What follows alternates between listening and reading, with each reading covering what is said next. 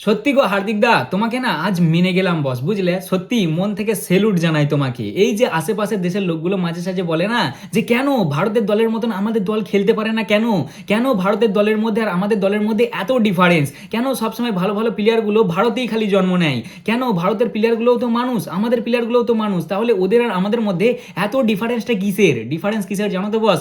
Difference হচ্ছে মাইন্ডসেটের, difference হচ্ছে কনসিস্টেন্সির, ডিফারেন্স হচ্ছে ডিসিপ্লিনের, আর সর্বশেষে ডিফারেন্স হচ্ছে স্কিল লেভেলের, যেটা আমাদের ছেলেরা নিজেরাই নিজেদের আপগ্রেড করেছে।